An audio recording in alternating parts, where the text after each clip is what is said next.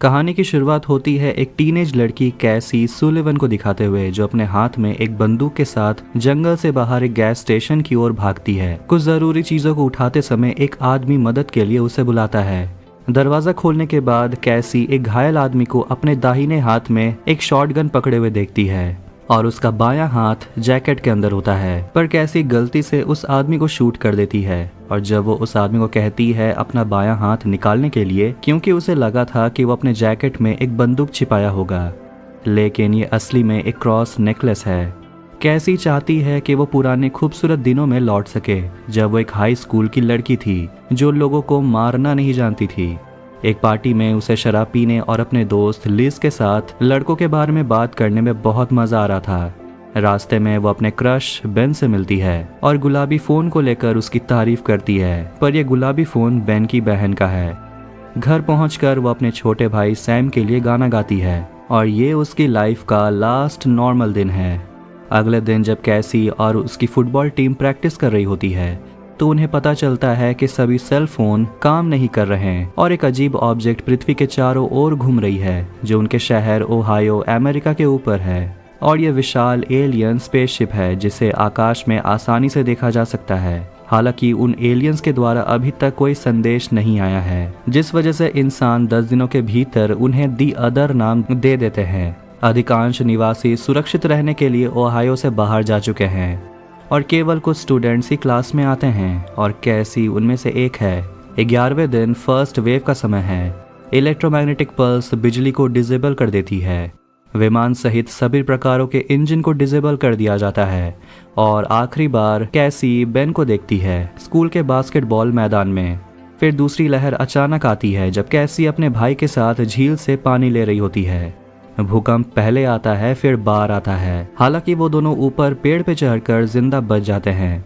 भूकंप और सुनामी हर जगह होती है, जिस वजह से कई देश, कई शहर और द्वीप गायब हो जाते हैं। फिर तीसरी लहर आती है, वो भी पक्षियों के माध्यम से, जो दुनिया भर में फ्लू फैलाता है। बहुत से लोग क्वारंटीन होते हैं या उससे पहले ही संक्रमित होकर मर जाते हैं। कैसी की माँ उनमें से एक है और केवल कुछ ही लोग इम्यून हैं। चौथी लहर में लोगों ने एक दूसरे को मार डाला। कैसी अपने पिता और सैम के साथ एक समर कैंप में जाते हैं, जो जंगल में रिफ्यूजी को रहने के लिए यूज किया जा रहा है। यहाँ लगभग 300 बचे हुए लोग रह रहे हैं। कैसी के पिता उसे एक छोटी सी बंदूक यूज करना सिखाते हैं। कुछ दिनों के बाद सेना की एक यूनिट कैंप में आती है। कमांडर सभी बच्चों को राइट पैटरसन बेस में ले जाना चाहते हैं। फिर वो दूसरों को लेने के लिए वापस जरूर आएगा, क्योंकि उनका मानना है कि 5वीं लहर जल्द ही आएगी। कैसी के पिता के पास अपने बच्चों से अलग होने के अलावा कोई और ऑप्शन नहीं है। इसीलिए बस में चढ़ने के बाद सैम ने अपनी टेडी बियर को लेने के लिए कैसी को कैंप में जाने के लिए जोर करता है। इसीलिए कैसी को उसे लेने के लिए वापस जाना पड़ता है। तभी कैसी को बस के चले जाने का एहसास होता है और हालांकि वो पकड़ने की कोशिश करती है, पर बस निकल जाता है और वो अपने पिता की तलाश करती है और कैसी के पिता सहित सभी वयस्कों को सेना गोली मार देती है। कैसी एक बंदूक ले लेती है और बस तक दौड़ने की कोशिश करती है, लेकिन उसे पैर पर गोली मार दिया जाता है और वो बेहोश हो जाती है। बेस में बच्चों को उनकी गर्दन में एक ट्रैकिंग डिवाइस लगाया जाता है और उन्हें मिलिट्री स्क्वाड बनने की ट्रेनिंग दी जाती है। वो कहते हैं कि बेस के बाहर इंसान पोजेस्ड हो चुके हैं और उनके सिर में एक पैरासाइट है जो उन्हें कंट्रोल करता है, इसलिए होस्ट को मारना होगा। एक हफ्ते के बाद कैसी ईवान के घर में जागती है, जो उसे बचाया था। वो किसी को दरवाजा खोलते हुए सुनती है और वो सोने का नाटक करती है, लेकिन ईवान जानता है कि वो पहले से ही जाग रही है। वो घाव को इन्फेक्टेड होने से रोकने की कोशिश करता है। फिर दोनों बातचीत करते हैं। वो कहता है कि वो एक नॉर्मल इंसान है। आर्मी बेस के डॉर में जब बेन का स्क्वाड खेल रहा होता है तो वहाँ एक लड़की आती है और वो लीडर बेन से कहती है कि वो उसके आदेशों का पालन नहीं करेगी। उसका कोड नेम रिंगर है, जो दूसरे दल की लीडर है। फिर वो चिढ़ाने को लेकर एक लड़के को मारती है और वहाँ से चली जाती है। ईवान के घर पर जब वो लकड़ी के टुकड़े काट रहा था, कैसी उसके कमरे में जाती है और फर्श के नीचे अपना बंदूक देखती है। डर कर कैसी अपना सामान पैक करती है और जंगल में भाग जाती है, लेकिन एक तार के वजह से वो वहाँ गिर जाती है। लकीली इवान उसे पकड़ लेता है और सही समय पर उसका मुंह बंद कर देता है और तभी वहां आर्मी की हेलीकॉप्टर वहां से गुजरती है। दी अदर्स यहाँ भी शिकार कर रहे हैं।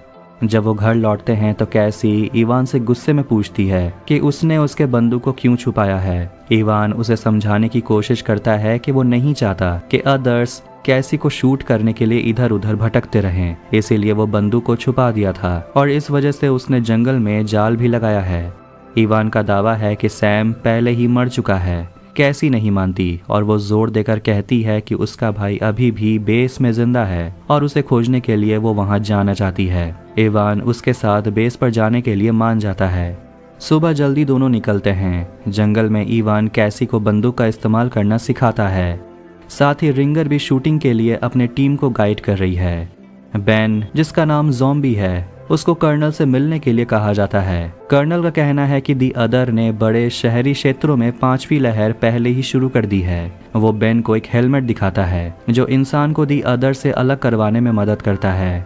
इसके सामने एक डिवाइस लगा हुआ है। 4 स्क्वाड कल युद्ध के मैदान में भेजे जाएंगे और बेन का स्क्वाड उनमें से एक है। अगली सुबह कैसी इवान से अपने सबसे अच्छी दोस्त लिज और अपने क्रश बेन और उसके परिवार के सदस्यों की कुछ तस्वीरें दिखाती है। कैसी को शर्म आती है क्योंकि इवान ने पहले ही कैसी का जर्नल पढ़ लिया है और वो एक पुराने रास्ते पर चलते हैं। फिर अंधेरा हो जाता है।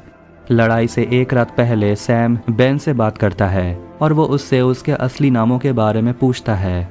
सैम कहता है कि उसकी बहन अक्सर उसके लिए गाती थी जब वो सो नहीं पाता था। ये सुनकर बेन सैम के लिए गाना गाता है। इस बीच जब कैसी अपने घाव के लिए पट्टी बदलती है तभी इवान मदद करने की बात करता है। ये सुनकर कैसी को अच्छा महसूस होता है।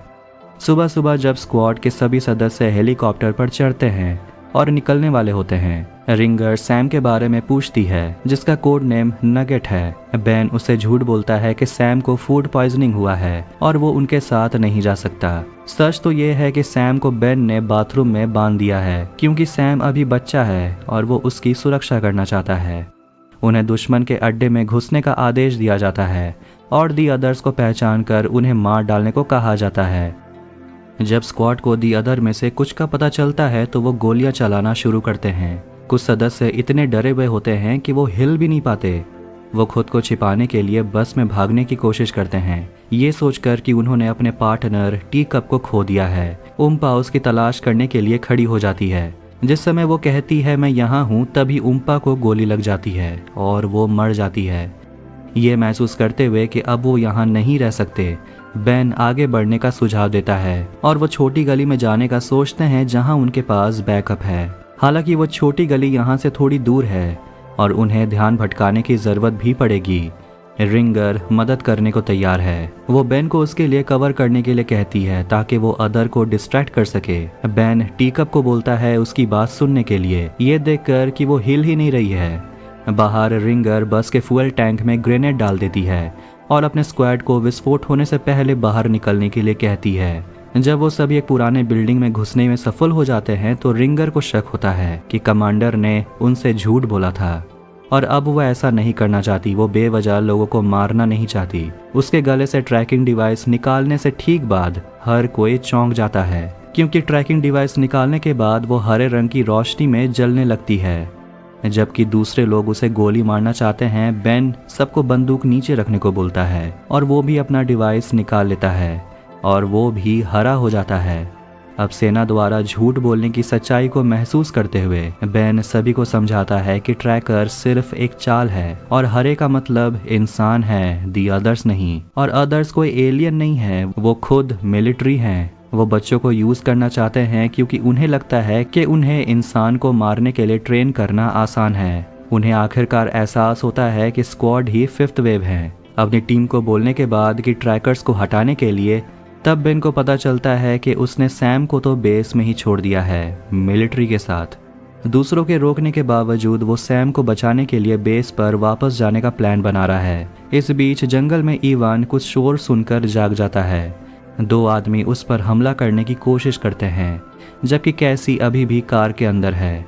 तब वो इवान की लड़ाई देखती है और 2 लोगों को वो आसानी से मार देती है। वो घबरा जाती है और इवान को अपनी बंदूक नीचे रखने की धमकी देती है। इवान तब रिवील करता है कि वो भी दी अदर में से एक है, लेकिन वो इंसान है। वो उन गुप्त एजेंट में से एक है जिन्हें दी अदर्स ने कुछ साल पहले ह्यूमन सर्वाइवर्स को मारने के लिए पृथ्वी पर भेजा था। इवान कहता है ये कैसी के लिए उसका प्यार ही है जो उसे एक इंसान बनने पर मजबूर कर रहा है, और इसी कारण उसने कैसी को बचाया था।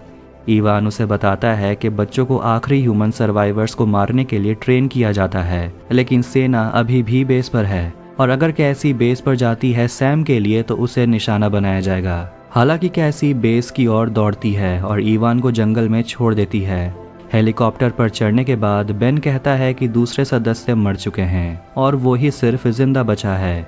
इस बीच कैसी एक मिलिट्री बेस के सामने गिर जाती है और उसे बेस पर लाया जाता है। फिर उसे इम्प्लांट किया जाता है और सार्जेंट रेजनिक उसे दूसरे बच्चों की तरह एक ही बात कहती है। जब दी अदर्स का इल्यूजन दिखाया जाता है तो वो अचानक से घूमती है और उस औरत को कंप्यूटर माउस के तार से गला घोटने की कोशिश करती है।